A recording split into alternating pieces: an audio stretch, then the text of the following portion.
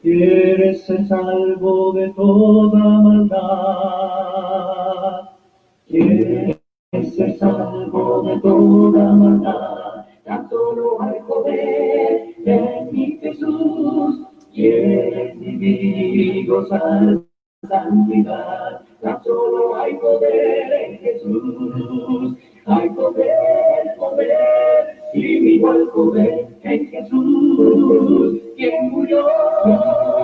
Hay poder, poder, sin igual poder en la sangre que vertió. Quieres ser libre de orgullo y pasión, tan solo hay poder en mi Jesús. Quieres vencer toda cruel tentación, tan solo hay poder en Jesús. Hay poder, poder, sin igual poder en Jesús, quien murió. Hay poder, poder, sin igual poder en la sangre que vertió. Quieres servir a tu Rey y Señor, tan solo hay poder en mi Jesús. Ven y ser salvo podrás en su amor, tan solo hay poder en Jesús. Hay poder, poder, sin igual poder en Jesús, quien murió. Hay poder, poder, sin igual poder en la sangre que vertió. Buenas noches, amados hermanos, amigos que nos acompañan. La gracia y el amor de nuestro Dios sea con cada uno de nosotros y con cada uno de ustedes que nos acompañan en esta ocasión.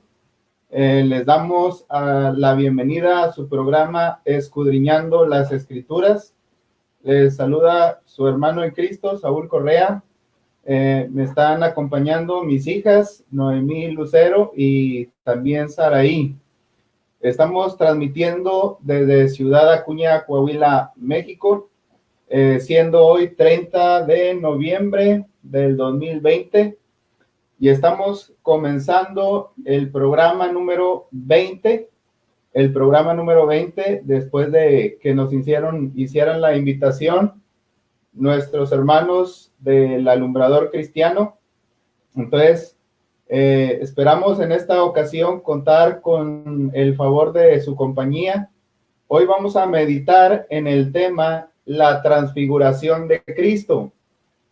Pero para comenzar, amigos, hermanos, vamos a ponernos en las manos de Dios.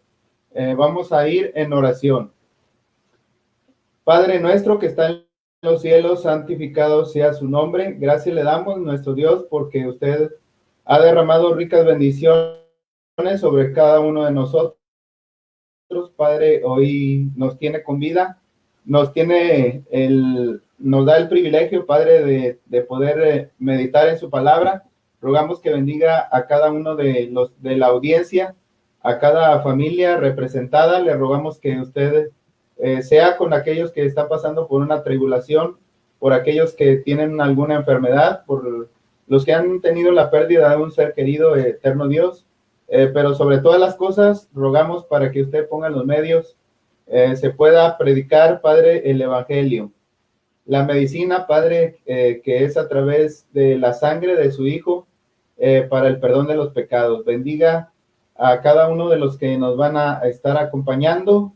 Bendiga este mensaje, Padre, que sea de edificación para su pueblo. En el nombre de Cristo rogamos estas cosas. Amén. Después de habernos puesto en las manos de Dios, hermanos, vamos a pasar a lo que es el resumen del tema que estaremos meditando en esta noche. Les mencionaba que vamos a hablar de la transfiguración de Cristo. El texto bíblico es Mateo 17, versículo del 1 al 8. Y vamos a hacernos la pregunta, ¿qué encontramos en la transfiguración de Cristo? Como número 1, encontramos a Cristo glorificado. Número 2, encontramos una aparición. Número 3, encontramos una nube. Entonces, enseguida pasaremos a lo que es la lectura bíblica. Nuestra hermana Noemí nos ayudará nada más a leer del versículo del 1 al 4. Nuestra hermana Noemí va a tener la lectura del versículo 1 al 4. 6 días después, Jesús tomó a Pedro, a Jacobo y a Juan su hermano, y los llevó aparte a un monte alto, y se transfiguró delante de ellos, y resplandeció su rostro como el sol, y sus vestidos se hicieron blancos como la luz. Y he aquí les apareció Moisés y Elías hablando con él. Entonces Pedro dijo a Jesús: Señor, bueno, es para nosotros que estemos aquí. Si quieres, hagamos aquí 3 enramadas, una para ti, otra para Moisés y otra para Elías. Mientras él aún hablaba, una nube de luz los cubrió, y he aquí una voz desde la nube que decía: Este es mi Hijo amado, en quien tengo complacencia. A él oíd. Al oír esto, los discípulos se postraron sobre sus rostros y tuvieron gran temor. Entonces Jesús se acercó y les tocó y dijo: Levantaos y no temáis. Y alzando ellos los ojos, a nadie vieron sino a Jesús solo. Para empezar, esta es una de las escenas más sublimes de toda la historia sagrada. Esto sucedió una semana después de que Jesús prometió edificar su iglesia allá en Mateo capítulo 16, versículo 18, donde Cristo le dijo a Pedro: y yo te digo que tú eres Pedro, y sobre esta roca edificaré mi iglesia. Este evento ocurrió, hermanos, amigos, en un monte. Según los conocedores, este fue el monte Tabor, el monte Tabor. Y ahí Jesús llevó consigo a 3 testigos. Llevó a Pedro, a Jacobo y a Juan. Ellos eran parte del círculo íntimo de Jesús, ya que Jesús los usó para llevar a cabo sus propósitos. El apóstol Pablo mencionó más adelante que ellos fueron considerados como columnas de la iglesia allá en Gálatas capítulo 2 versículo 9. No sabemos a ciencia cierta la razón por la cual fueron escogidos, pero lo cierto es que ellos fueron los que subieron al monte a orar con Jesús en esa ocasión, en el día de la transfiguración de Cristo. Y ese será nuestro tema, la transfiguración de Cristo. Pero, ¿qué sucedió? ¿Qué encontramos en la transfiguración de Cristo? Y lo primero que vamos a ver es que encontramos a Cristo glorificado, según ya lo leímos en los versículos 1 y 2. Vamos a recalcar nuevamente la lectura. Dice, 6 días después, Jesús tomó a Pedro, a Jacobo y a Juan, su hermano, y los llevó aparte a un monte alto, y se transfiguró delante de ellos, y resplandeció su rostro como el sol, y sus vestidos se hicieron blancos como la luz. Mientras Jesús oraba, su apariencia se transformó. Esta palabra, transfiguración, viene del griego metamorfosis, que significa que tuvo un cambio de forma y estructura y estado. Era un estado glorificado. Esta transfiguración fue de adentro hacia afuera, no de afuera hacia adentro. Su gloria era una gloria radiante y su gloria siempre la llevó con él, pero era invisible a los ojos del ser humano. Cuando él estuvo en la tierra, él fue 100% humano y fue 100% divino. Sin embargo, en ese tiempo, Cristo para muchos era un hombre común, de carne y hueso, pero a los ojos de Dios, él era Emmanuel, que significa Dios con nosotros. Esta gloria que estuvo en ese momento en la persona del Señor, sería la misma gloria que tendría cuando regresara al cielo. Entonces, él sería revestido de gloria. Por eso el cielo es maravilloso, porque está la gloria de Dios. Vamos a recordar unos pasajes bíblicos donde se nos habla de la manifestación de la gloria de Dios, de la gloria de Cristo. En Éxodo capítulo 34, versículo 29, se nos narra que Moisés resplandeció después de haber estado con el Señor allá en el monte Sinaí. Pero esa gloria fue una gloria temporal, ¿verdad? Fue una gloria que impresionó al pueblo de Israel después de haber estado 40 días y 40 noches con Dios allá en aquella gloria grande, en aquella gloria sublime. Bajó Moisés y su rostro brillaba como el sol. Entonces, la gloria de Dios va a manifestarse en los demás. La gloria de Dios va a manifestarse cuando nosotros estemos cerca de él. También Jesús en una ocasión se le apareció a Saulo de Tarso en el camino a Damasco. Él fue cegado por una luz que sobrepasaba el resplandor de la luz del sol, de acuerdo a Hechos capítulo 26, versículo 13.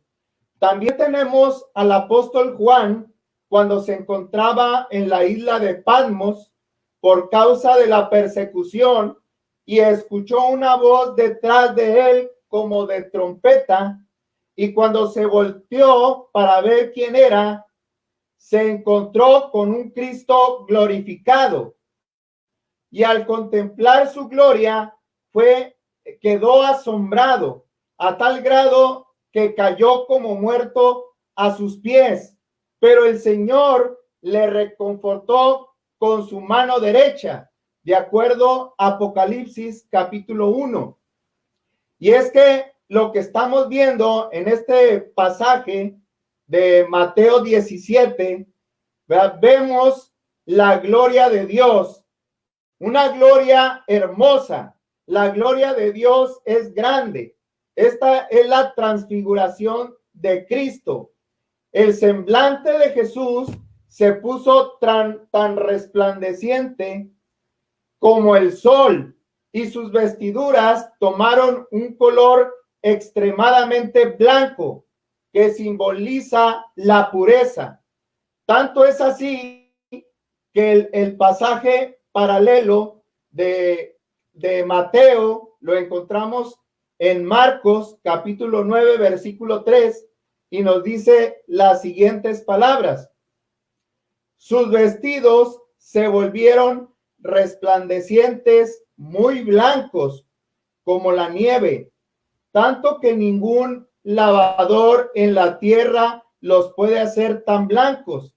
Entonces, fue un momento que impactó las vidas de los discípulos. Entonces, aquí tenemos una lección para cada uno de nosotros. Esto es prueba de que Cristo es el Verbo de Dios, que se hizo carne, pero también, según Juan capítulo 1, versículo 1, ahí mencionó que el Verbo era con Dios y el Verbo era Dios. Entonces, Dios vino a este mundo en la persona de Jesucristo, pero también vemos de que manifestó su gloria. Pero en este evento no solamente encontramos a un Cristo glorificado, sino que también encontramos una aparición.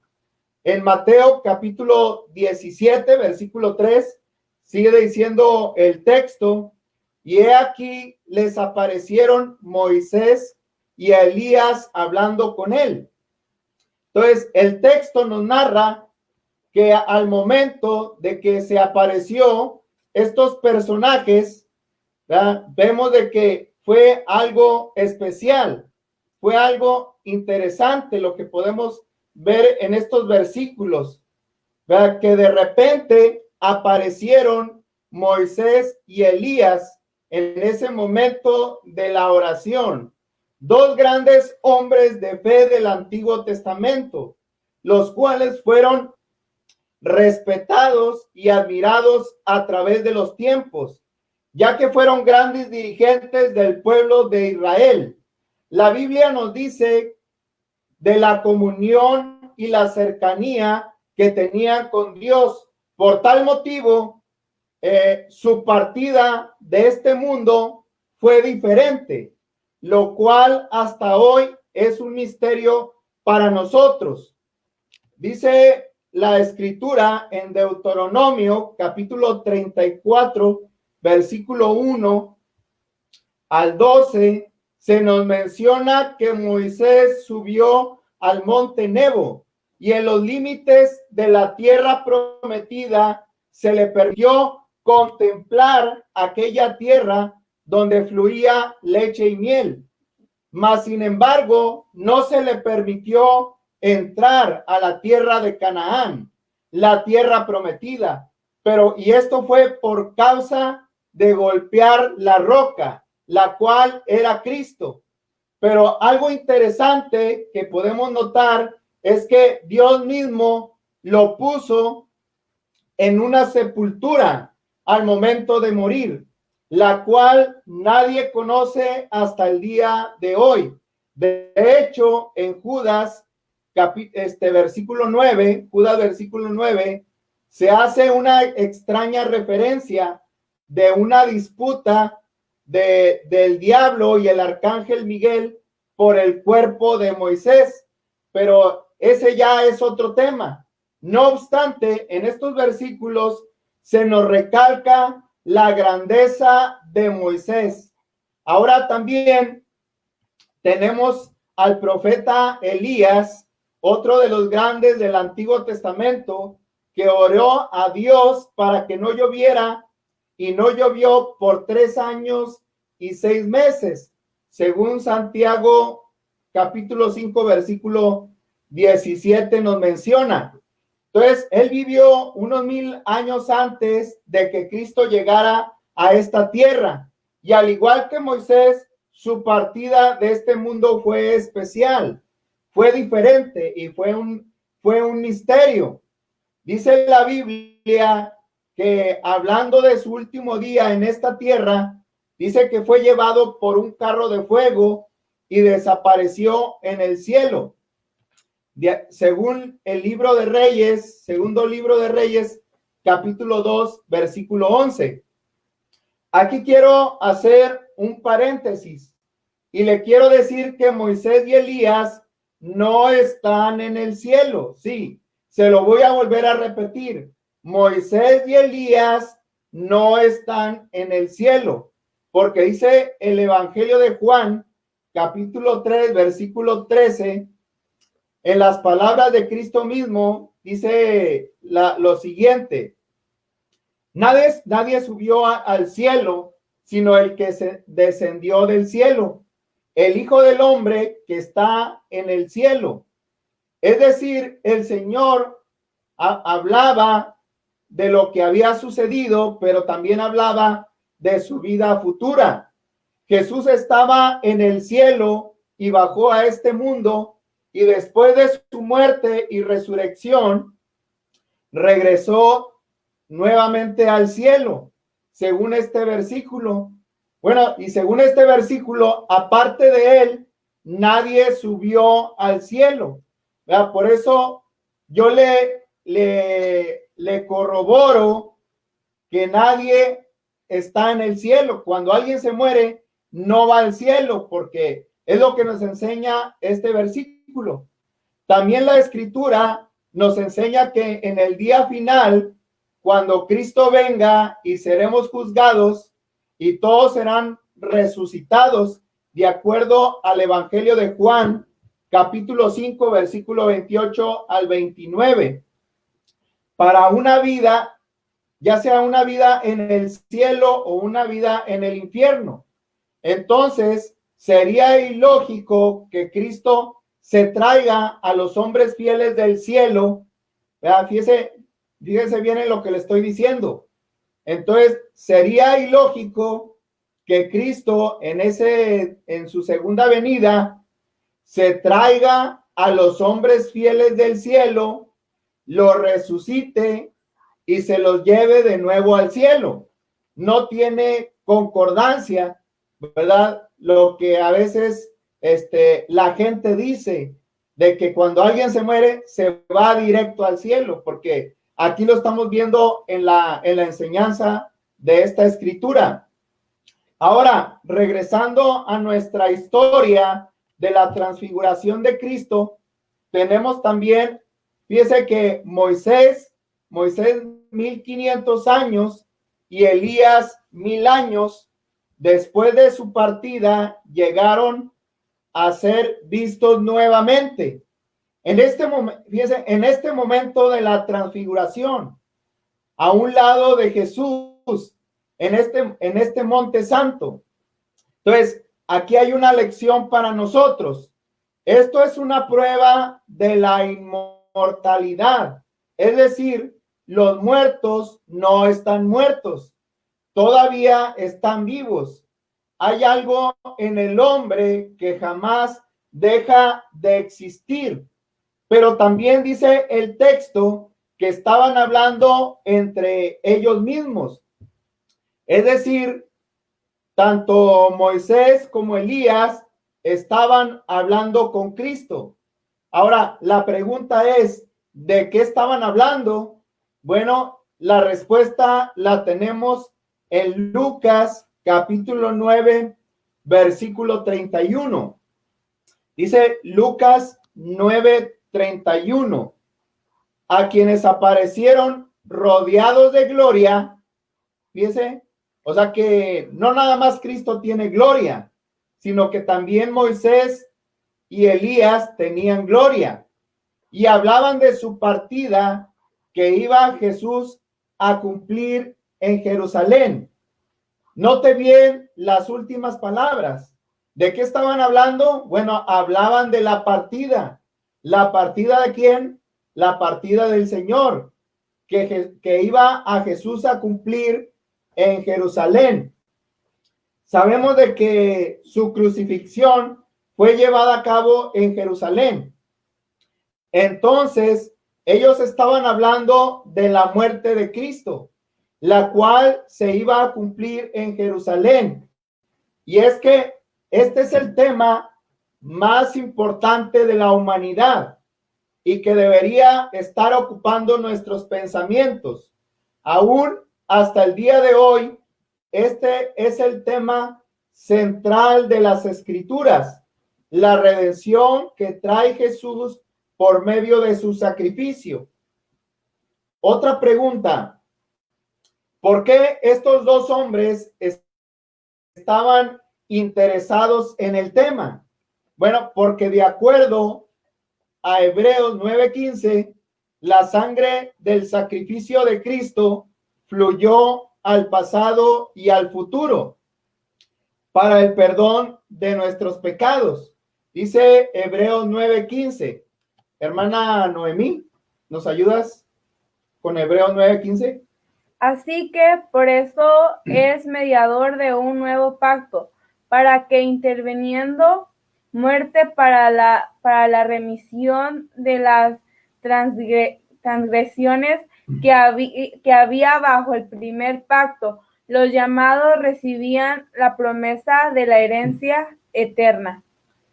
Note bien las palabras marcadas en letra negrita, ¿verdad?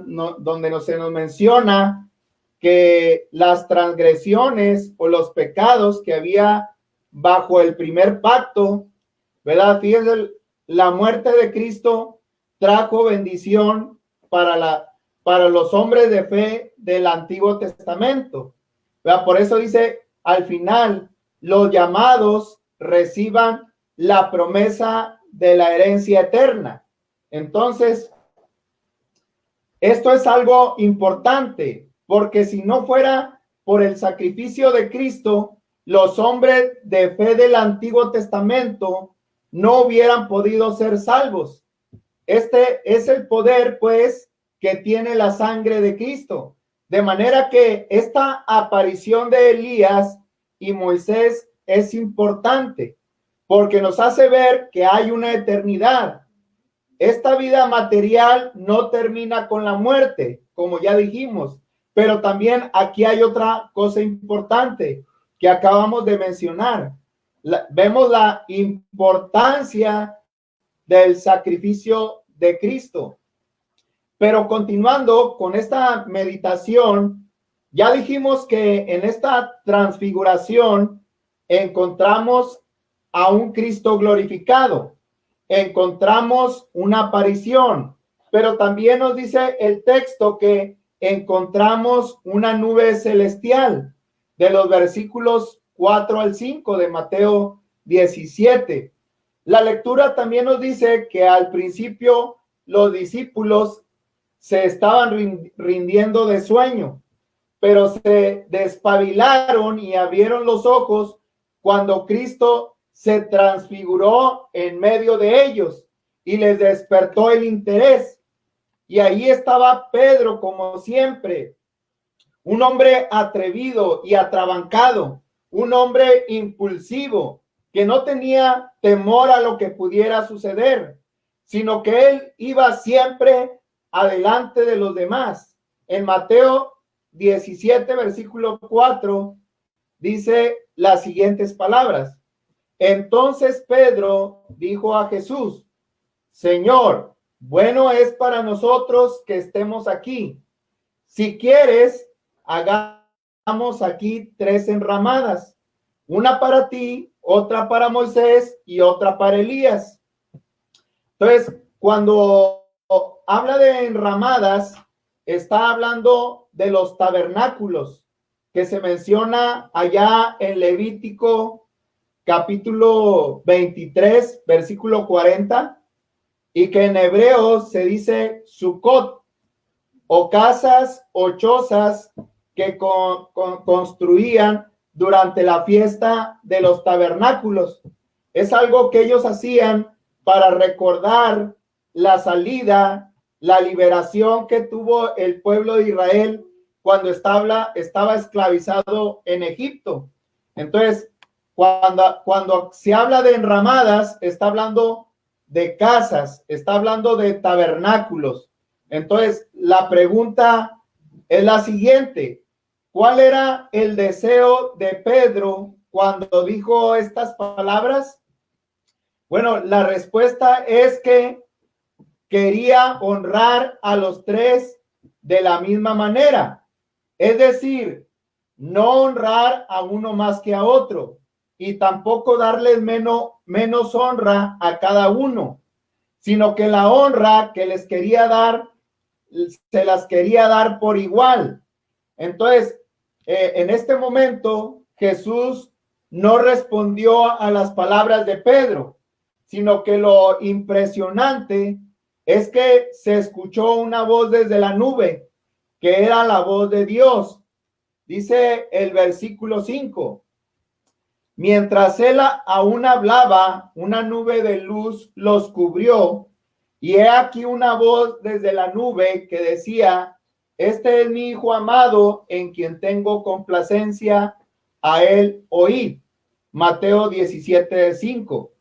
Entonces, Pedro, fíjese, amados hermanos, amigos, más adelante, después de que pasaron varios años, Pedro recordó estas palabras por el resto de su vida, según segunda de Pedro, capítulo 1, versículo 16, donde se nos dice lo siguiente: porque no os hemos dado a conocer el poder y la venida de nuestro Señor Jesucristo, siguiendo fábulas artificiosas, sino como habiendo visto con nuestros propios ojos su majestad. Pues cuando él recibió de Dios Padre honra y gloria, hablando de Mateo 17, de la transfiguración que estamos hablando, dice Pedro, le fue enviada desde la magnífica gloria una voz que decía: este es mi Hijo amado, en el cual tengo complacencia. Pero otra pregunta: ¿qué significa lo anterior? Bueno, significa que Moisés y Elías representaban la totalidad del Antiguo Testamento. Moisés, la ley; Elías, los profetas. Antes ellos eran la voz de la autoridad, pero ahora la voz de Dios nos dice lo contrario. La voz desde esa nube nos dice: ahora ¿quién tiene la autoridad? Ahora ellos, tanto Moisés como Elías, ya no van a tener más esa autoridad. Ahora Dios dice: este es mi Hijo amado, en quien tengo complacencia. Es decir, él es su Hijo que cumple con los requerimientos de Dios. Es aquel que es de su agrado, es el que le satisface.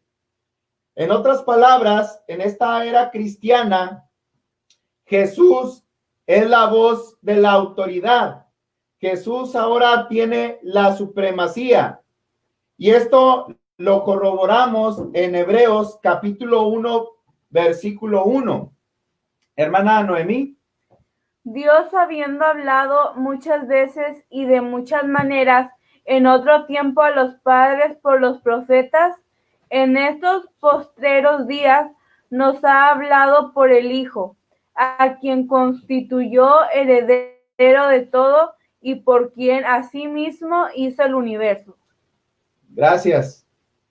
Bien, hermanos, claramente nos enseña la Escritura que ahora nos ha hablado Dios por el Hijo, a quien constituyó heredero, fíjese bien, de todo y por quien asimismo hizo el universo. Por eso Él es el mediador en este nuevo pacto, en el pacto de los cristianos. Ahora, entonces, esta historia nos enseña de un modo contundente que el Antiguo Testamento ha caducado. Y esta es una lección para nosotros, que es necesaria que en nuestros tiempos, fíjese, porque El mundo religioso en nuestros tiempos quiere seguir practicando las normas y los rituales del Antiguo Testamento, tales como tener un sacerdote, cobrar diezmos, usar música instrumental, practicar las danzas o los bailes del Antiguo Testamento, usar incienso, etcétera. Entonces, si usted, amigo que me está escuchando, si usted, hermano, no entendía esto, ¿verdad? Pues es lo que enseña Dios. Si usted quiere agradar a Dios en este tiempo, que es la era cristiana, tiene que hacer algo. Tiene que escuchar la voz de ¿quién? La voz de Jesús y únicamente la voz de Cristo el Señor. Entonces, en Mateo capítulo 17, versículo del 6 al 8, fíjese, tenemos los resultados de lo que sucedió. Los discípulos, dice la escritura, que se llenaron de espanto y se postraron con sus rostros a tierra ante Jesús. Y luego Jesús les tocó y miraron a su alrededor y solo vieron al Señor. Esto es lo que dice Mateo 17:6. Al oír esto, los discípulos se postraron sobre sus rostros y tuvieron gran temor. Entonces Jesús se acercó y los tocó y dijo: levantaos y no temáis. Y alzando ellos los ojos, a nadie vieron sino a Jesús solo. Y esto es prueba de lo que la ley y los profetas ya no prevalecen, hermanos. Ya se acabó, ya se terminó la ley del Antiguo Testamento. El que prevalece es la voz de Jesús, es decir, lo que tenemos como el Nuevo Testamento. Ya para terminar, hemos considerado nuestro tema, la transfiguración de Cristo, bajo la pregunta: ¿qué encontramos en esa transfiguración de Cristo? Y dijimos, encontramos a Cristo glorificado, encontramos una aparición, tanto la aparición de Elías y Moisés, encontramos una nube donde se escuchó la voz de Dios, pero también aquí se nos enseña que hay 3 esferas dentro de las cuales podemos estar. Vea, la esfera, mire, la esfera terrenal, que es la vida material o la vida física, en la cual se encontraban los discípulos, ¿sí? Entonces, esta vida de carne y hueso, pero también en esta historia encontramos la esfera intermedia, es decir, el lugar que está entre el mundo físico y la eternidad, que es el mundo de los muertos, que la Biblia llama el Hades, o que es la morada de los espíritus, y es la antesala de la segunda venida de Cristo, donde se encontraba Moisés y Elías, ya que, como analizamos en la historia, murieron o su vida terminó, en esta tierra terminó, ¿verdad? Pero todavía están vivos en el más allá. Y también la esfera eterna, en la cual se encontraba nuestro Señor Jesucristo después de haberse transfigurado. Pregunta para usted: ¿conoce usted en esta vida alguna reunión como esta? Yo creo que no. Ni en el resto de las escrituras se menciona una historia de impresionante así como esta, ni tampoco en la historia secular.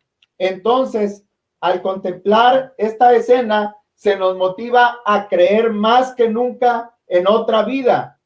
Juan, uno de los 3 testigos, escribió más adelante de esta bendición que podemos tener con Cristo después de esta vida, si somos hijos de Dios.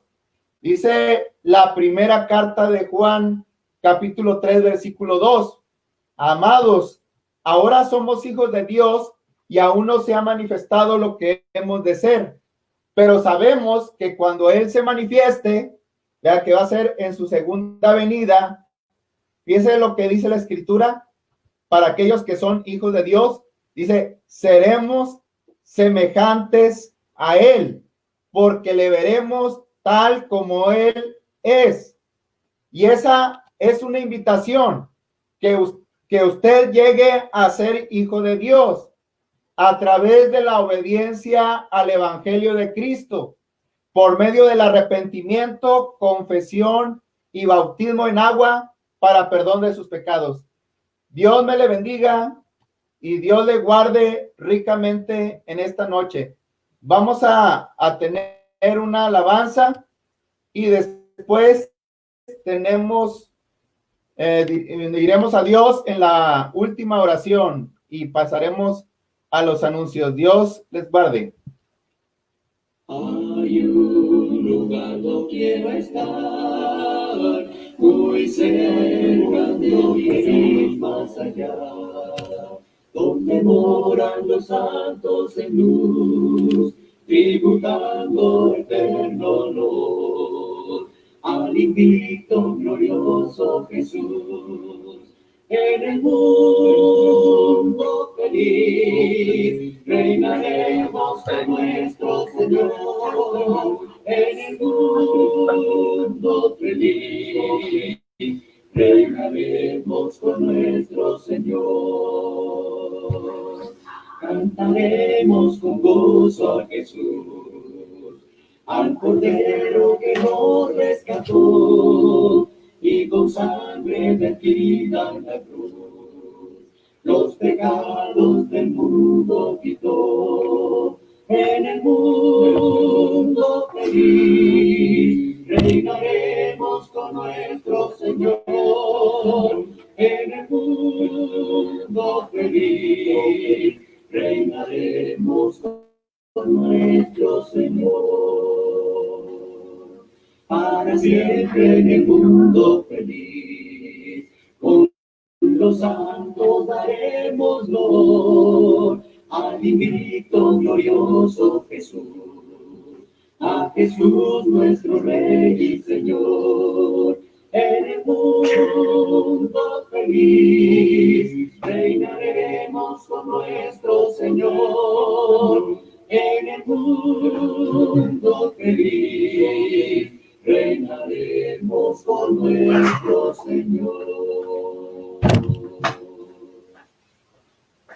Bien, amados hermanos, gracias por habernos acompañado en esta ocasión.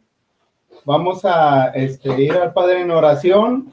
Les mandamos un caluroso saludo a cada uno de los que nos estuvieron acompañando.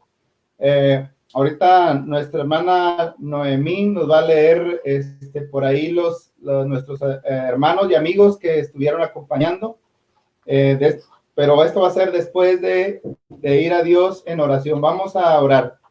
Bondadoso Señor, Padre Celestial, gracias le damos en esta noche porque, eterno Dios, grande es su palabra, grande es sus enseñanzas, Padre, que nos ha dejado en este hermoso regalo que es la Biblia. Eterno Dios, rogamos que bendiga a cada uno de sus hijos en esta noche, Padre, que usted nos dé el día de mañana las fuerzas, la valentía para seguir adelante y luchar en esta vida cristiana.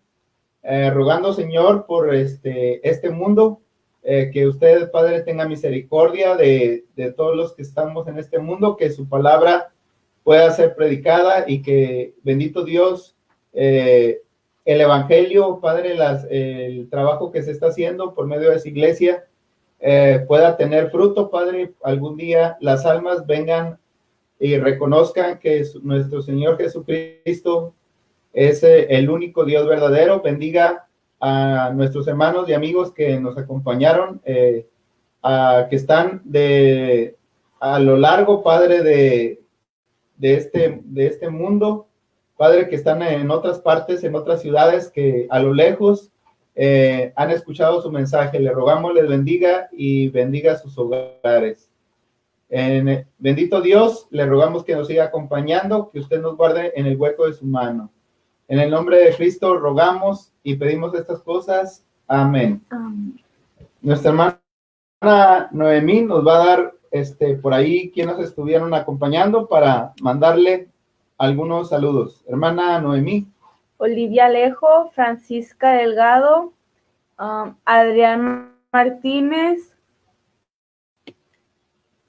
Carlos Meléndez, Dulce Rodríguez, Elizabeth Infante Villegas y un hermano de San Cristóbal, hermano Teodulfo González. Muy bien, hermanos, excelente. Gracias, por su compañía. Los invitamos todos los lunes a partir de las 9 de la noche, tiempo de acá de la frontera con Estados Unidos. Estamos acá por el lado del río Texas, en Estados Unidos. Les invitamos, pues, hermanos, los lunes para seguir meditando en la palabra de Dios. Les damos las buenas noches y Dios me los bendiga grandemente a cada uno de ustedes. Bye, bye. Hasta luego.